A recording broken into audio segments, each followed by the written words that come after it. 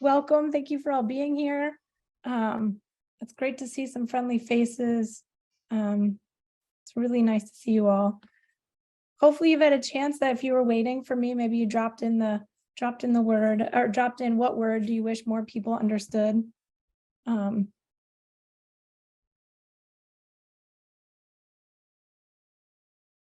to think what my own answer is right now, but given our focus on definition.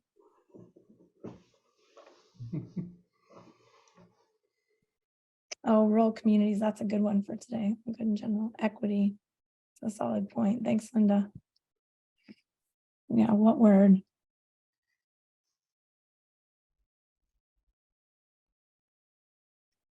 Mine might be, I'm trying to think about when I talk with my nephews, but want versus need might be a good one. Well, thank you. I know we have a lot to cover today, so I think I'm gonna kick us off. I know some folks are still coming in, but I'm gonna kick us off. Thank you for being here. And if you want, please feel free to keep dropping the words that we hope we all know in the chat. Because today we're going to dig into the defining student success systems. Amanda, thanks for being here and for running the show. Do you mind advancing the slides for us? So I'm Kelly McMahon. I'm from the Carnegie Foundation for the Advancement of Teaching, and I have the real benefit and honor to be our MC for today. And I'm representing the GRAD Partnership organizing members, which is this really strong crew of organizations who are working to bring GRAD Partnership to life and create sort of a thriving movement around student success systems. Next slide, please, Amanda. But it'd be great to know who's in the room with us. So if you have a chance and wouldn't mind dropping in the chat, you know, your name, your location, your organization, and then again, anything else that you'd like us to know, please feel free to drop that in a chat. It'd be nice to get a sense of who's here with us. Like I said, I'm Kelly McMahon, and I'm in the Bay Area, and I work for Carnegie Foundation, and I'm really glad you're here. So the mission of the GRAD Partnership is that we are partnering with communities to use high quality student success systems so that schools are empowered to graduate all students ready for the future. And fortunately, my colleague, Bob Balfanz, is going to talk a little bit more about what we mean by high quality student success systems. Part of our effort in the GRAD Partnership is really create this community of practice. So thank you for being here with us. And our goal with this is to connect people who want to implement, improve, and innovate on their student success systems. We want to enable shared learning in this space. We're hoping to generate motivation and inspiration. And we are defined by our mutual engagement, and that includes all of you. So thank you for being here. Our community agreements in this space are that it is a we, not me type of space. So we're hoping to share stories and airtime when we have the opportunities to talk with one another. We accept non-closure. There's oftentimes really big things that we're talking about in this space, and these are usually the start or the continuing of conversations. And it's unlikely that we'll close something up, although today you will learn the definition of student success systems. And how to apply that is, we're still working on that, but we're going to give you a good example of it also.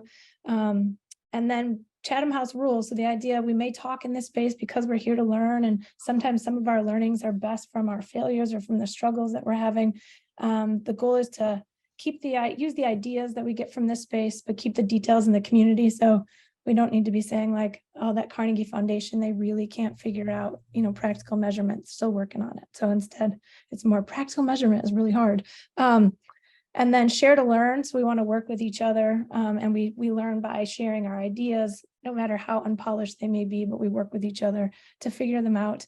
And then make room for joy. Learning is always so much more fun when we're having fun with each other. It also keeps us coming back to the community. So make sure we make some room for joy and to have fun while we're learning.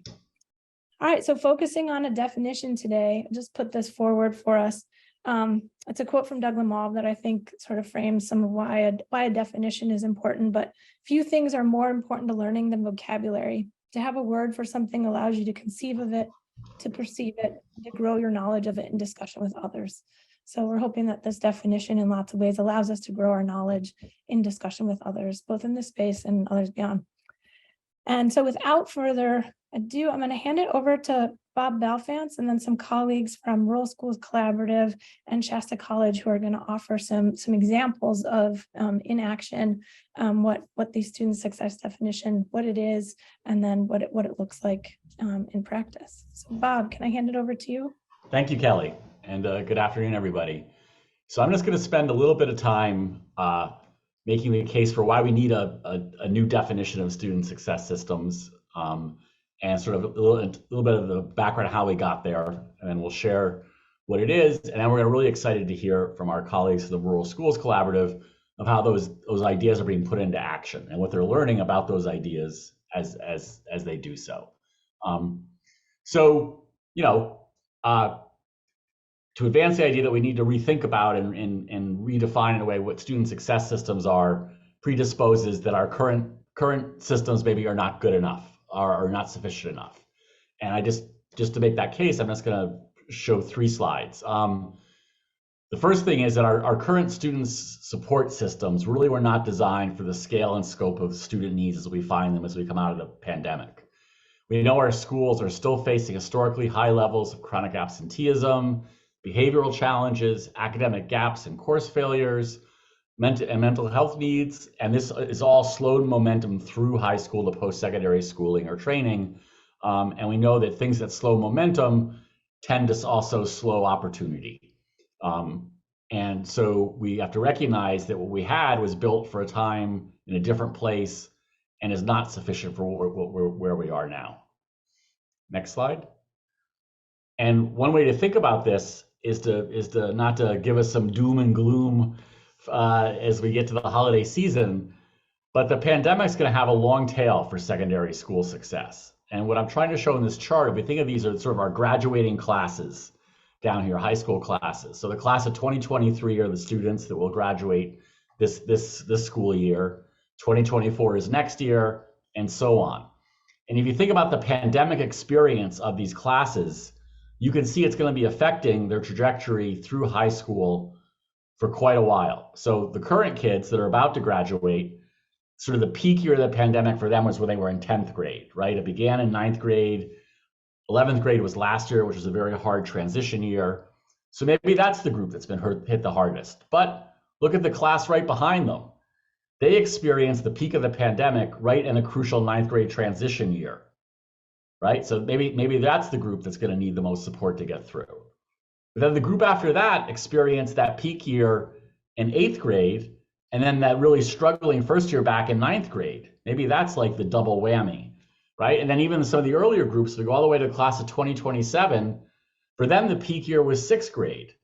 And maybe missing that first year of middle school is what's going to give them sort of challenges that are going to play out over many years to come. So that's just sort of showing us as for quite a while, we're going to be dealing with sort of the ramifications and the after effects of the pandemic. And what we have to meet this with really is in a way sort of a fragmented student support system when we know students' needs are holistic. And if we think about where our student support systems came from over the past 20 years, they each emerged almost in response to a specific problem, right? Early warning on track systems came about to help reduce dropouts and increase high school graduation rates. PBIS, positive behavior intervention supports, was about an alternative to zero tolerance. RTI and MTSS sort of came up around academic challenges and referrals to special education and sort of grew out to larger things from there. With ESE, with the Every Student Succeed Act, was like 30 states picked chronic absenteeism as their 5th indicator, which you could do your 5th accountability indicator. And that's now led to a growing number of attendance teams to sort of respond to that. And throughout this time, there's been a growth of sort of college readiness and counseling teams. And all those things are good. They all make a difference, but they all just deal with a piece of the challenges our kids are facing. And each one consumes a fair amount of time. They all need their own data sets, their own coordination, their own time to meet. All right, next slide. And then the third reason we argue why we need to really rethink and sort of create a new definition of student success systems is that a lot of those efforts the past 20 years have not fully incorporated recent learnings from both brain science and youth development. When many of those systems were started, we didn't quite know how plastic the adolescent brain was and how much it was still changing and developing, and how in many ways it's not even until the early 20s, right, that some of these things we think are really good, good to help you with sort of like self-control and self-motivation are really, underdeveloped in these teenage years, right? And one of the big ideas coming out of this recent work is this idea of school connectedness. And in some ways, I don't think we didn't really know how important it was to be connected to school until we lost it in the pandemic, right? It was almost like in the background. It was a thing that was there, that was assumed. It was just part of life. And then when we lost that connection, we learned last year in particular, right? It didn't just reappear itself. It just didn't restart just because we were all back in school together. So, and what we found is this idea of school connectedness is really as close as we can get to a universal prevention measure that helps with a whole host of things, from school success to mental health to physical health, to reducing risky behaviors. And we know that kids are connected to school when an adult believes and knows and cares about them as a person, when they have a supportive peer group, when they're engaged in activities they see as helping others, and they feel welcome in school for who they are. And the case we're going to make as we get to our definition in a minute is that all of this is actually measurable and actionable by schools, but it's currently not systematically collected or acted on in most schools. And that's again showing that there are key elements that we know that can make a difference that we haven't fully incorporated into all of our student support systems. Okay, so you made a case like maybe we need to improve. We got to do better. We have to adapt. We have to get something that works for the reality we're in. How do we do that? So what we did is we first thought it made sense to pool the work of many folks that have been working on this in many ways with many different schools and different locales over the past 20 years and really come together and pool our knowledge. And that's the essence of the GRAD Partnership. We then sort of said, we got to talk to the folks doing this work. So we conducted surveys and focus groups with over 300 educators, including teachers and counselors and principals and superintendents and even school board members, and asked them about what do you have, what's working, what's missing, what's needed, what would make it better. And we then also just sought insight from districts and state departments of education and sort of key constituent organizations of the folks who do this work in the school. And we put that all into the mixer, and we build on our prior work that many of us had done on early warning and on-track systems. And that really got us this place, this argument, what we really need is a student success system. Instead of these fragmented different types of student supports, instead of some here, some there, we really need a systematic way to think about supporting the success of our students that builds on all that we've learned and that's designed for the current reality. And we really see this as a way of organizing a school community to better support the academic progress and well-being of all the students. And we came to see from all that work we did, all those interviews, all those focus groups, that there's really 4 key elements that define these success systems. They combine a focus on building strong relationships. They have real-time actionable data. They're guided by improvement science, and they're shaped by student-centered mindsets. And so when you bring all these 4 together, that you're really able to address both school-wide achievement patterns and individual student needs and school climate and culture. So for those of us like me that's a visual learner, we just put that same idea here in a picture, so you can sort of see it in that form of combining relationships with data, with student-centered mindsets, that's then driven by improvement actions that are co-created with teachers and students and families. That gives you a student success system. So I'm just going to go a little bit now into the definition into each of these 4 parts, just very briefly. So by supportive community relationships, we mean all ways: student to student, student to teacher, teacher to teacher, teacher to parents. That's really the foundation of student success, and it's something we believe student success systems can help build and grow. Because we know in many schools, they might be strong in one of those areas, but not in another. And this really is a way to think we really need to make sure we have strengths in all those dimensions of relationships. Once we have that, then we need data to tell us who needs what supports when and what scale and what intensity, and how is this changing and evolving, right? And so for that, we say there's really 3 pieces of data we need to pull together. We need to pull together would have been known as in the early warning on track work as sort of a traditional core metrics of predictive indicators of student success, attendance, course grades, grade point averages that really have been shown to have very strong predictive power, both high school graduation and post-secondary success. But then we also need to bring in that information we learned about adolescent development and just human well-being that tells us about well-being and belonging and school connectednesses and experiences in our classrooms. And that that data is just as important as sort of those traditional ABCs. And oftentimes, thanks to Kelly, we call these the new ABCs, which is like agency, belonging, and connectedness. And it's both sets of ABCs are needed. And then we need insights from our teachers, our school staff, our students, and our family caregivers, right? Because those are the insights that will really let us figure out what to do. So we have some predictive indicators. We need to do something, but the what to do is going to really come from those conversations with the students, the teachers, their parents themselves. Now we have our relationships and our data. We got to do something with it. And that's really this idea of an analysis, response, and improvement system. And here, a big thing that we're really arguing for, and is central to the definition of a student success system, is we really believe we have to progress monitor all students on these indicators of both well-being and academic success, not just assuming this is for some kids and not others, or it's only for certain kids at certain times. Given the pandemic, given how that's affected everybody and affected everybody differently, and it's going to have that long tail, we've got to really keep our eye on everybody, right? And make sure that everybody is getting what they need at all times to succeed. We need to figure out what's behind this, right? So we're trying to get at some of those root causes. We have to be strategic about our responses, right? So we take the resources we have and aim them to places where they can do the most impact for the most kids. Sometimes this will be an individual level supports, but sometimes it'll be classroom or grade level or school level actions. We need to then to evaluate if this is working and keep changing it, keep modifying it until it works, right? Till we keep finding the right combination of efforts until we get there. And then all of this data, relationships, improvement systems, has got to be fueled by this idea of a shared set of student-centered mindsets. Really, this almost as it's been described, I've seen in the schools, like being relentlessly positive at all levels, and really believing this is about, equity for all, empathy, strength-based, proactive, and really this important, I think, is, again, I would say is a central piece of this definition.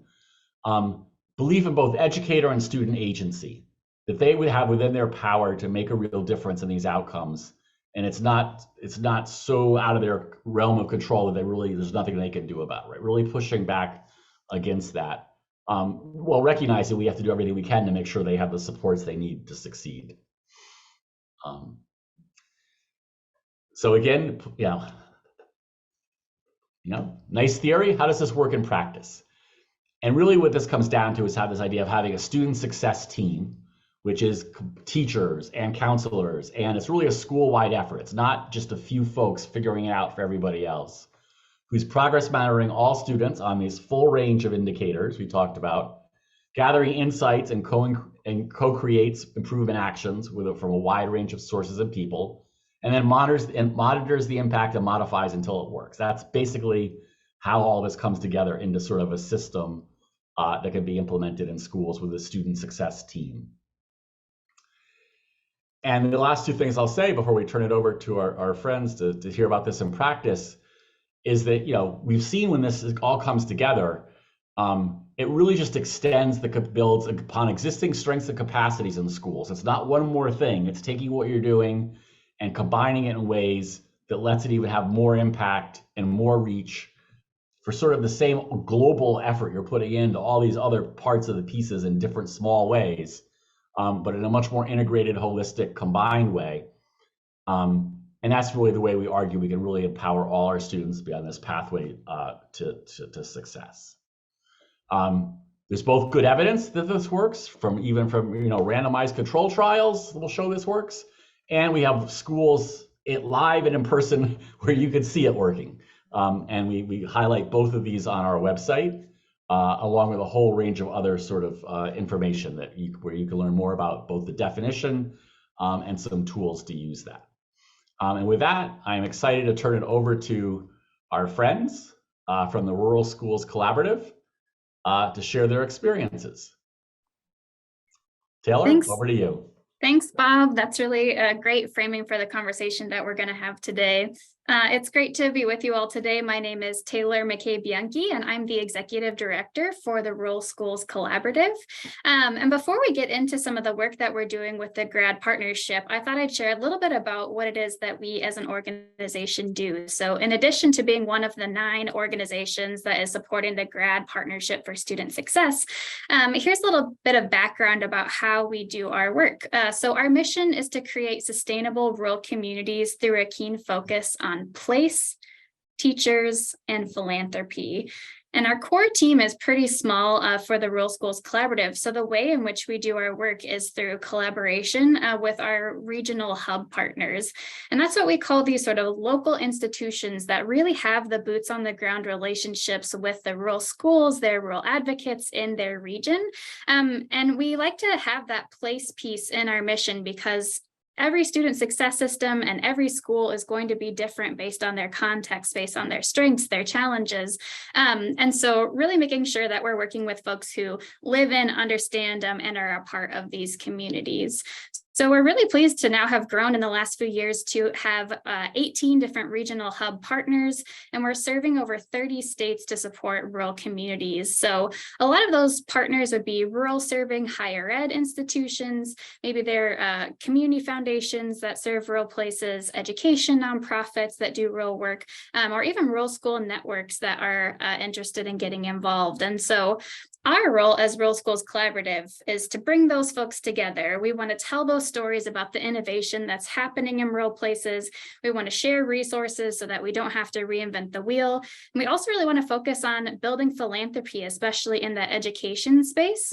And first and foremost, we always want to make sure that we're collaborating on authentic rural education initiatives. And so this year, when we got the chance to join the GRAD Partnership for Student Success, it was a slam dunk for the ways in which we really think about schools and communities and students and teachers as really interconnected. So Rural Schools Collaborative was built on the tenet that rural schools are at the heart of their communities. And so if we're able to support and strengthen those rural schools, that's really key to that rural community vitality. So the schools are often one of the largest employers in rural places. They often have that social capital of these young teachers that come in and bring their families. And so they're also just one of the last public institutions in a lot of these small communities where it's a meeting place. That's where the sports are. That's where you might have funerals or community events that can't fit in any other buildings. And so these are truly the hubs of their schools. And it's a joy for us to do this work alongside our partners in these 30 different states to support their communities. So go to the next slide here.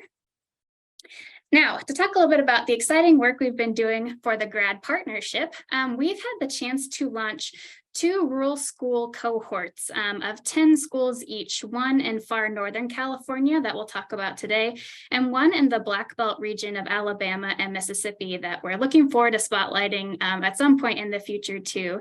But again, I don't do this work alone. I'm really pleased to give some love to Anna Rogers, who's on the call today, that's supporting our Black Belt in Alabama and Mississippi schools. And Anna is part of the University of West Alabama that hosts our regional hub in that area. So we've got 10 rural schools that just started this project in November down in Alabama and Mississippi. And we have with us today, who will be presenting on one of these schools, Susan Schroth from North State Together, who are our far Northern California partners. And so we'll be talking a little bit about our site visits that we had last month from one of those rural schools who are implementing student success work. So our partners that already have these existing relationships in their communities are basically serving as student success intermediaries to help support schools and say, hey, I know we've been working together for a long time. How can we help you get this new thing off the ground? Because it's research driven, you know, it'll save you time. And so it's just been wonderful to work in both those local contexts and then be able to zip it up to the national context. A lot of you folks who have been in this space for much longer than me may know that a lot of this work has typically been oriented around research or examples from more urban schools that have really large teams and really large resources. And so my personal mission is to show that, you know, we've got this one-room schoolhouse in far Northern California where the teacher is the superintendent, is the principal, there's one employee. And I believe that even that person can do a student success system. And so we're just excited to, kind of have that rural slice of the pie to showcase how these systems can be effective in rural places. I also wanted to give a shout out to one of our other regional hub partners, Melissa from the Arizona Rural Schools Association, who's been advising on this work, following this work. And we're really hoping to launch a new group of schools there at some point in the future. So with that, I'd love to turn it over to Susan to give an introduction about her work in far Northern California. Hello, everyone. My name is Susan Schroth, and I am with North State Together. A little bit of background about North State Together. We've been in existence since about 2016, and at the same time, we actually partnered with Rural Schools Collaborative, so we've kind of grown together. We are currently sitting at 10 rural counties in far Northern California. We focus on everything from cradle to career, the educational success of cradle to career. And North State Together is the backbone to collective impact work happening at each of our counties. A big part of what we do as the backbone team is we provide capacity and resources to our counties, which is really important in rural. One of the things we are really pleased with is we have a lot of data sharing agreements with county office of eds and individual schools and districts. The importance of that is, as we were mentioning, some schools just don't have the capacity or even sometimes have lost the person who had the knowledge of how to upload data or gather the data. And so we step in with these data sharing agreements and do the work for them. So a lot of the work we do with the district offices is, reporting to National Student Clearinghouse. We have on the North State Together website a lot of Tableau displays of the data. And that is so helpful to these rural schools to have a trusted organization that is doing that work for our entire region. So when this came about, the opportunity to participate in the 10 in the GRAD Partnership, it was just absolutely in line with what we want to do in our region. And it was actually a pretty easy sell to go out to these schools and say, we have this great opportunity. Not only will you have this opportunity to do it in your individual school, but you'll be part of a larger cohort of Northern California schools and our friends over in the Alabama Black Belt. So just to give you a little bit of a excitement that I had is we had a kickoff call in November. We had all 10 schools in Northern California, all 10 schools in the Alabama Black Belt talking about the work we were doing. And at the end, it was like rural understood rural. The colleagues started saying, I've done that. Let me share with you what we did on that. And it was just this wonderful feeling of collaboration from the start. And I've seen that at every single school. So that's who North State Together is. I'm happy to share more about it. And this is a map of the 10 schools in our region participating. So now I get to do a little bit about who Bernie High School is. Bernie High School is in Shasta County, but you wouldn't know that. It's up in the rural mountain region of Shasta County. So not in the kind of what we call the city population. You have to travel to get to it. About 60 minutes up a mountain pass. It is a junior senior high, which is pretty much how some of these rural schools are. They just don't have the capacity to just be a senior high. They also have the juniors with them. They serve 240 students, 7th through 12th grade. You'll see that they have about 66% socioeconomically disadvantaged. That's kind of normal in our region. They have 6% English language learners. And they really wanted to focus on attendance. Now, the interesting thing about the attendance part that we'll see a little bit later on in the slides is they wanted to shift their focus from that punitive attendance to the positive rewards for attendance. I like what Bob was saying, like, this is for all students. And so they recognized through this process of joining GRAD Partnership is they weren't rewarding all students for good attendance. So this new focus is, let's make sure that we have that in mind, that attendance and the focus on attendance is for the entire student population. Next slide. I think I have this one too. So Janelle House is the school counselor. She's my main contact at the school. And as we mentioned before, sometimes in rural schools, the counselor is also the attendance person, is also the lunch duty person. But when I approached Janelle about doing this Rural Schools Collaborative, she was so enthusiastic. And this is a quote from her. "The lasting effects of COVID have brought the issue of chronic absenteeism to the forefront, which makes the timing right for this initiative." This, when we went on our site visit, the person second to the right is Janelle. When we visited Bernie High School, and Taylor was with me and Anna was with me, these are the ninth graders that we got to speak directly with. They were part of, and that's the other thing that's so amazing about Bernie. They really wanted to make sure the student voice was part of any plans that they decided to implement at Bernie. So we'll talk a little bit later, but they did a questionnaire. They had the ninth graders there to talk to us. And again, focusing on attendance was super important, but getting that student voice was equally important to the school. All right, so you folks had a chance to hear Bob talk a little bit about these different elements of what makes a student success system. How do we define that? And so as we talk about Bernie as an example of a rural school doing this work, you're going to see several different ways in which they're using each of the pillars of this definition. So first, student-centered positive mindsets. They decided that they really want to hear directly from the students on what is and what isn't working. So they're doing focus groups and talking to their students in addition to these surveys. Actionable data. So as we shared, some of these rural schools are just getting started with student success work. They kicked off in November, but they did have the chance to do a preliminary survey around attendance and behavior, where they asked ninth graders, what are the different factors that go into this? What are the challenges? And that's really helped them figure out how to design their interventions or their improvement actions. Supportive relationships, I'll say this a couple times today, but this is something that I think rural schools actually do really well. They often have a great relationship with those students. They know them not just on a personal, not just on an academic level, but also on a personal level. And so really building that sense of community, both teacher to student, et cetera, is something that you'll see a lot in rural schools and definitely at Bernie High School too. But they wanted to focus on that positive reinforcement from staff to student versus a punitive approach. And finally, those improvement actions. So looking at how could they incentivize or support students based on what the students themselves have reported would be motivating to reward attendance. So that's how you can see each of those different pieces in this design. We'll go to the next slide.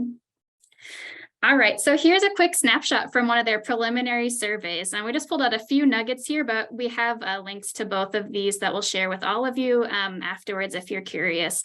But the Bernie team found that the top 3 reasons their ninth graders come to school are: number 1, I like to see my friends. Number 2, my parents and guardians make me. That's to be expected. Number 3, I think education is important. And there were a lot of other prompts that they asked them, do you come because, you want to eat breakfast, or do you come to get college for credits? And so these were the top 3 things that emerged at the top. And so this, even in and of itself, helps the Bernie team celebrate, hey, our students know and value education. That's number 3 on that list. That's a win for us. And celebrating those small wins along the way is going to be really important for all schools doing this. But now they can really build their attendance interventions and incentives based on that student to student interaction and activities, because they know that's why their kids want to come to school. So we'll go to the next slide. So this is the principal of Bernie High School, Principal Ray Guerrero. And I want to just say one more thing about that prior slide, that, it was great when I asked Janelle Hughes if we could share the survey and that it might help other schools. She responded, absolutely, like not a problem at all. So I just love that that's another part of working with rural schools. They are used to collaborating, knowing that, hey, I may need something from another school sometime that they'll share with me. So it's very much normal to say, absolutely share if it helps anybody else. So here's Principal Guerrero's quote. There's a number of students that come every day or never been late or never been sent out of class, and yet we don't really reward them. So that's the brainchild for this project. And we feel like if a kid attends or doesn't, then the next week they have an opportunity to try again. So again, rewarding those students that come all the time too is important, and a shift in their culture. It's always been those punitive kind of system, and now they're switching because of GRAD Partnership to let's celebrate everybody in attendance and see if it makes a difference in our school. All right, so the other survey that they did was around behavior. And while they really wanted to focus on attendance, you'll find that that school connectedness, behavior, it's all really intertwined as well with the attendance piece. So they found that the students have a lot of agreement about what types of positive reinforcements they would like. They want to do more out of school activities, they want prizes and rewards, and they also want praise from teachers as some of the top 3 things that came to the top. This graph that's on the right-hand side is when they asked what kind of consequences do you think we should use? And there's really not a lot of agreement. The bars are kind of all over the place versus the students saying, we know what we would like to do in the positive sense, but we can't really agree on how this should be punished. And so here's a quote from Janelle in reflecting on this data saying, there's not a lot of agreement in the survey about what types of punishment should happen, but when you look at the rewards, there's a lot of agreements. So that seems to be, in the student's mind, a more effective motivator. Go to the next slide. So the other great thing that we had on our site visit was a tour led by the students. And this is a picture of 2 of the students who led us on the tour. They were just fabulous. You know, it's so neat to hear the students' perspective of what they're proud of in their school. But here are some direct quotes from the students in the 9th grade. Something I think Bernie does really well for their school is the teachers really communicate with the students. I think that they listen and understand the students to where the students can feel free to ask questions. That's powerful. They feel like they can ask questions in their classroom. And this quote's fun too. I really, really love the assemblies. How enthusiastic everyone is participating in everything. I just love it. I happen to remember assemblies from my grade school, and they are fun. And then this final one thing I like about this school is the electives. And I like how the teachers are communicating too. I don't really know what I dislike about this school. Go to the next slide here. This is another quote that sort of builds on sort of that positive culture. So in that last slide that Susan just said, the students get now a platform to say, here's what I like about school. And that in and of itself is a powerful way for them to start to shift that culture to a positive spin. And so speaking of positivity, I said this is the theme for their work, but Bernie, as Dean of Students, Ed Romero said, when our counselor Janelle sent me this email about the GRAD Partnership opportunity, I'm like, woohoo! In my office, I was jumping up and down. This project is what I was really envisioning. There's a lot of good things going on at this school, and they get overlooked. I want the good things to get recognized. So you can see that all 3 of these folks in their different roles, the Dean of Students, the principal, the counselor, are all really on the same page about creating that positive culture, that student-centered mindset, and making sure that their supports and interventions are aligned with that. For the next slide. All right, so in conclusion, Bernie is just one of 20 different rural schools that we're working with, and we know that this work is happening in even more schools than that. But looking at them as sort of a case statement for how rural schools with a smaller team can really get their toes wet in this type of work. Even just in the first couple months they've been participating in the GRAD Partnership student success work, it has helped Bernie learn both their strengths and their weaknesses that are happening within their school. As a side note, one of their strengths is their students love the FFA program. So this is a real goat on site at the school here pictured.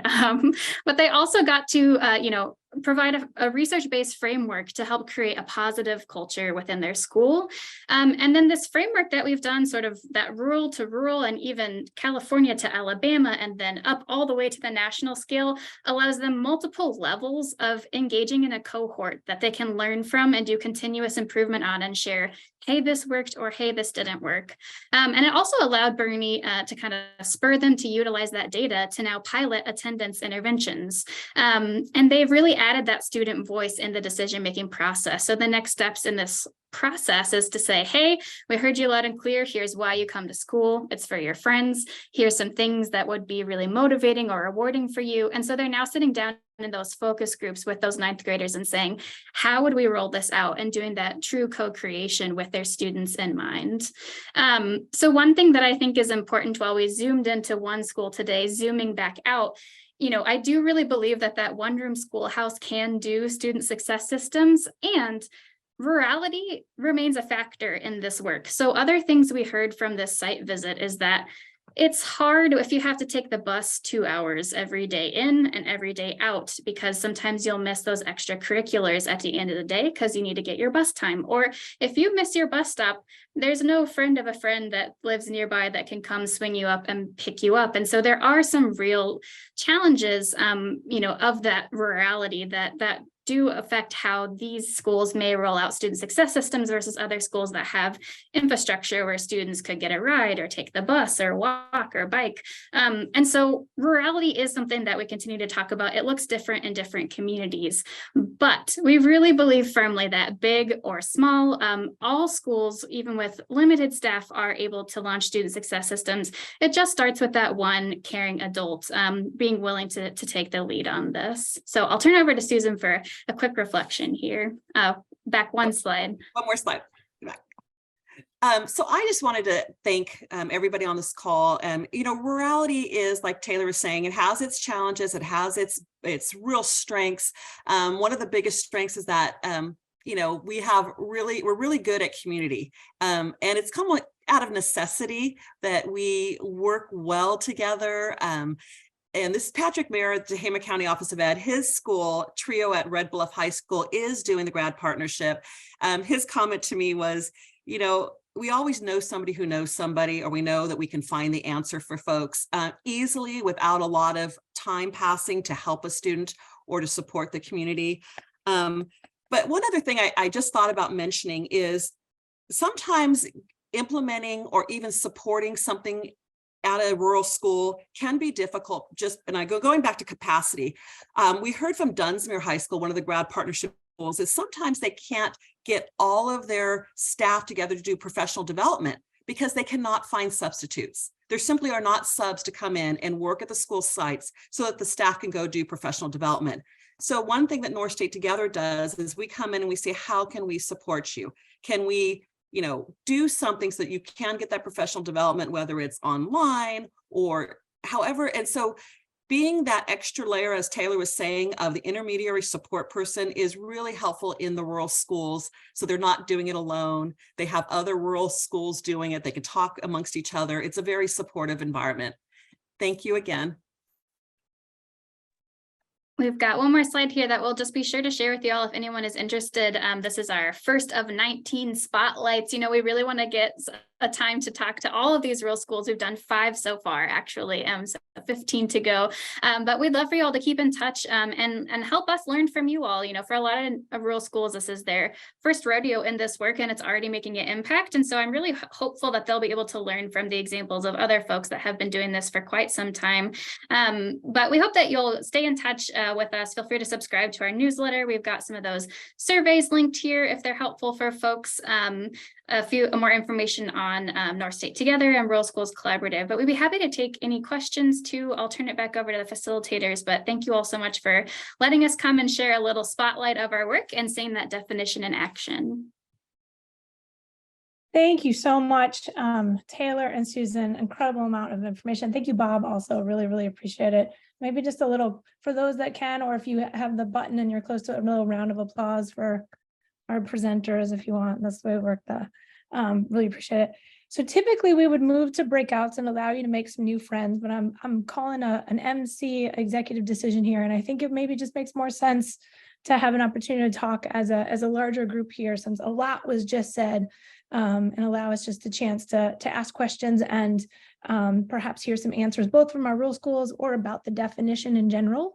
And so I would like to open it up and allow an opportunity for people to both react to what you've heard, if there are anything that you'd like to surface as something that's resonating for you, given your experiences, your perspectives. If you want to share that, we'd love to hear it, and also any questions. So just going to pause for a moment, and thank you, Amanda, for allowing us to see each other.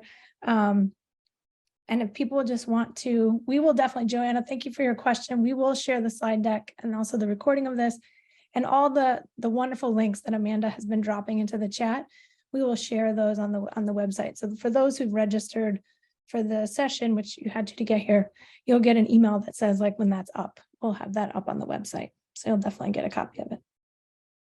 Other questions though, or comments, things that resonated with you?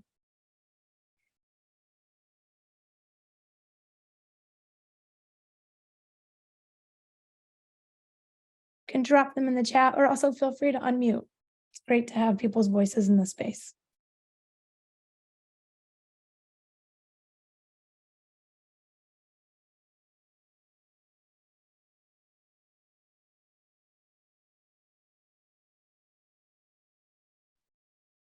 I see we also have Anna Rogers on the call. Anna, I don't want to put you on the spot, but I know that you've done a great job supporting the schools also in Alabama and Mississippi who are just getting started in this work too. So if folks have questions too, just about the broader work, we've got all the right folks on the call too. Thanks, Taylor. Give Anna a second for there. We have a question in the chat from Tara. Thanks, Tara. Are there plans to expand the data set to include course performance at this school as they continue their focus on attendance? Yeah, since these folks are participating in the larger GRAD partnership, we are asking them to collect some of that baseline data in hopes that we can understand, year over year how they're moving. And I believe that course performance is part of that. But we also said for a lot of schools that are brand new to this work that we wanted them to tell us, sort of which indicator or which type of intervention do you want to focus on? Because if it's year one, I think it can be really tempting for folks to do everything all at once. And so we said, if you just pick one, we know they're related. This school opted for attendance. A lot of our other rural schools are opting for that school connectedness or belonging piece. But again, the more we work through this, the more we're finding that they're really integrated. Yeah, absolutely, Tara. Tara commented, course performance or instruction seem to be represented in some of what the students shared. So yeah, thanks. Thanks, Tara. Taylor, I was gonna just follow up, and hi everyone. I'm Anna Rogers from the University of West Alabama, and I am doing the GRAD partnership work in the Alabama Black Belt, and we have 2 schools in the Mississippi area of the Black Belt as well. So we're super excited. But I've seen a lot of my schools as they come in with their project plans, which we've been collecting this week, that really do see all those areas as interconnected. And so I've got a few that have said, like, we want to do it all because we see that it's all important and it's all connected. So we do have that kind of broader view as well.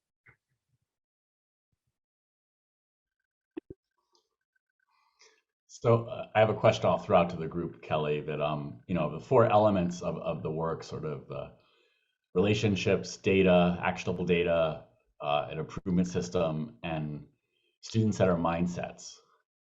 Is there one of those that folks have found more challenging than others? And in both in general and also just the environment we find ourselves in today? I think, Bob, you intended that to be for the group, so opening up to the larger group. So anyone, please feel free to chime in either in the chat or please feel free to unmute. We'd love to hear from you. I will also add that Susan alluded to this a little bit, but some of our rural schools aren't struggling with data, but they're struggling with real-time actionable data. So there is a little bit of a nuance there in terms of how quickly can we get this information and how accurate is it? Even Bernie, the school we were talking to, were saying sometimes it feels like by the time we have last year's, or by the time we're reviewing our attendance data, it's at the end of the year and we can't really make an intervention. So we need to be reviewing it more regularly than just once a year. So I know that at least we're hearing that from some of our schools that we're working with. Thanks, Sarah. Jeannie, are you trying to jump in? Yeah, I'm just going to be speaking from our perspective. At this time of the year, I think one of the problems, because we've had such an increase in behavior incidences from our students. Right now, one of our struggles, and it being finals, and then we have COVID and RSV hitting us really, really hard, is our student-centered mindsets getting a little bit tweaked as everybody's trying to, I don't want to say react, but it's just, it's getting, there's a lot of, people are tired and our students are struggling and we're struggling a little bit. So does that answer the question, Dr. Very Bell? much so. Thanks for sharing that reality. That's what I was trying to get at. There's both the in general, and then there's the reality of the times we're in. Well, and I don't know, like if you look at what's happening right now in Albuquerque, we've started setting up triage tents and stuff again because of RSV, and we have a triple whammy hitting us so hard, and so we're having to go back to almost back. We're taking steps back on how we're going to meet the kids at this point. Yeah. Jeannie, I'll be thinking about you and your community. I know it's hard all across the nation. I wanted to also comment that, part of this work is really these school sites are working with their districts often to get data. And I heard such a great story from, again, Tama County Office of Ed. They're working on attendance as well. And it wasn't until he started asking, how do I measure attendance more frequently, that he realized there was somebody at the Office of Ed who, if he just gave them the names of the students he was kind of the cohort he was working with, he could be alerted anytime they had a period absence or a full day absence. And it wasn't that report, he didn't know that report was available to him. And once he discovered that was available to him, it was like, there's that real-time actionable data that's not only important for this particular school that I'm working with, but he's going to actually do it with each of the school sites he's working with, all the way down to the junior high and a couple other high schools. So he was just so happy that in doing the GRAD partnership work, that he discovered that there was a resource out there that he was not aware of that's really going to help them. So that's part of what's lovely about being part of a pilot or being part of a grant, is that you start finding out who are your resources out there that you may not have thought of. Thank you. On that point, I'll just raise one more question. And then Michael, I see that you've unmuted as well. There was a question about what are you using to gather data or insight from families? And I don't know if anyone has a good response to that. And then Michael, I'll turn it to you because I saw that you had unmuted. I don't know off the top of my head if we have examples of how our rural schools are working with their families just yet. I'm sure they're out there. I just have to do a little bit of digging, but I'd also love to hear from other folks, not just the rural perspective too, how this is working in other schools.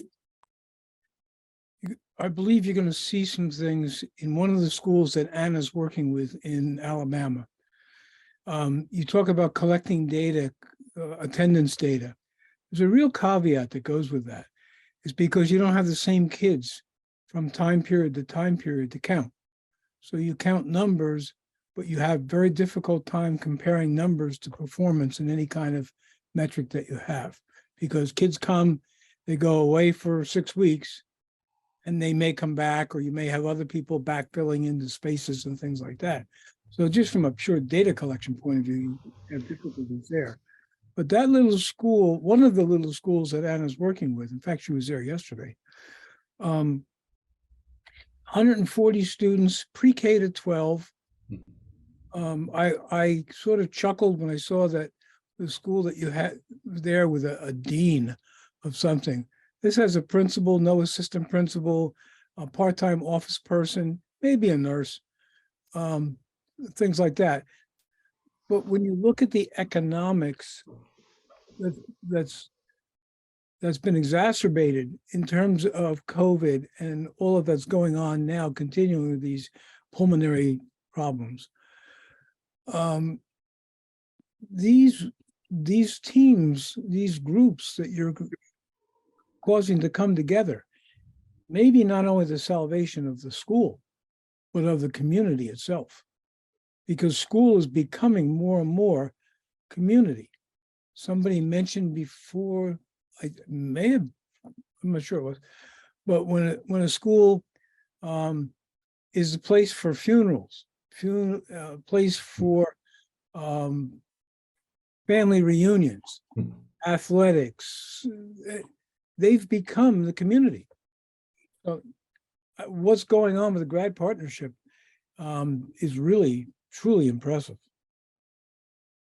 Yeah, thanks, Mike. And I wanted to laugh too, because I didn't want to go way over time, but Bernie's staff is actually split between other schools in the region. And so I think their counselor supports at least 2 schools there. And so that was a little bit of a magical dance to make sure that the staff are at the right schools at the right time. But you're absolutely right. I think that the GRAD partnership model has done such a great job of saying it's not just the teachers, or it's not just the counselor's role, right? It's really the whole community. So when you think about those ways that the community is coming in, whether it's by being an intermediary, by saying we're going to help you support this, or whether it's by saying, hey, one of these interventions might be, an after school program, or connecting them to something in the community. Like, those pieces are all really connected. And you're spot on that when we can support the school and think of it as part of the larger community ecosystem, that's when we're really going to be the most successful, both with student success systems and just collectively as a community. But I'm on my soapbox, so I'll go on. Can I share one more thing, Taylor, that I was really excited to hear? When we invited these schools to participate in the rural space, they were excited. You may have heard that about, what we were saying with Dunsmuir. Oftentimes the more comprehensive high schools get the attention, and we really focused on the very rural schools. And so although Bernie was the first site we visited, we have a school that you have to go through a different state before you drop down and get to that school that's so rural that it doesn't have even a hospital in its entire county or higher ed or anything like that. And so, but the fact that they got attention and were asked to participate, I mean, the enthusiasm of being invited in the space was incredible. And they just have a real appetite for the work. So love that. Well, thank you all. Appreciate everyone's contributions, and hopefully this is like a continuing conversation about the ways in which we can create these communities and school systems that are really focused on student success and doing that collectively, and not having it being one person's job or one student's job to do it for themselves. So thank you all very much. Really appreciate it. Want to look forward for us. So our next community of practice will be in the new year on January 11th. We'll have folks from One Goal in Chicago who will be coming and talking about networks that they've set up around around like post-secondary readiness and indicators in that way. And so register there. You can also find our other community practices are now on the website, so you can register in advance for those that are upcoming. We also want to offer an opportunity for one of the tools for a team reflection tool. And Bob, would you like to talk about this tool and the invitation? Yes, sure. So to help schools with that definition of the student success system and its 4 components, and just be able to figure out like where's our strengths, where might we want to improve, what's our current state versus maybe where we want to go. We've created what we're calling a team reflection tool. And it takes the 4 parts of the definition: relationships, data, actionable data, improvement systems, and mindsets. And for each of them gives a series of guided questions the teams can ask themselves about their work. And for each guided question, it has some suggested data that might help you if you look at it, and some suggested things you might look for, but just suggestions. And it's and at the end of each section, there's a little action planning tool where they can identify, strengths and challenges, and maybe what are some things that we could do right away? What are some things that we have to build capacity or consensus for? What are some things that involve a lot of people and will take quite a while? and just help them think through, what they can, do now, what they can do in the midterm, what they do long term. It's really designed to be very user and friendly and self-explanatory, we hope. And we're seeking people now that want to take it. It's available on the website. You can download it. There's some directions. We'll be building a few explainer videos, but you don't need to wait for those to get started. And we're just looking for people that want to volunteer to provide us feedback. I mean, you could just take it and use it, but we also want people that can take it and use it and are willing to give us feedback. So there's a link to sign up if you're interested, and we can follow up with you and just get some simple ways for you to give us feedback so we can test our theories that this is user-friendly and helpful. Thank you, Bob. I appreciate that. So please feel free to volunteer if you want to work on that and help us get better together. So leveraging the power of this community, we hope to be able to do that in advancing student success systems. So, and then towards that aim, we also want to get better at shaping our community. So this practice, would love your feedback on it, hear your thoughts on, what you heard today, what you liked, what could be better. So please feel free to give us just a 3-minute survey feedback. Would love to get some quick thoughts from you about how we might shape and improve these meetings for us going forward. And with that, that's the end of what we have for you. So thank you everyone for being here. We wish you all healthy and wonderful holiday season, and hopefully some time to restore and relax. And we look forward to learning with you again in the new year. But thank you, and thank you for all you do.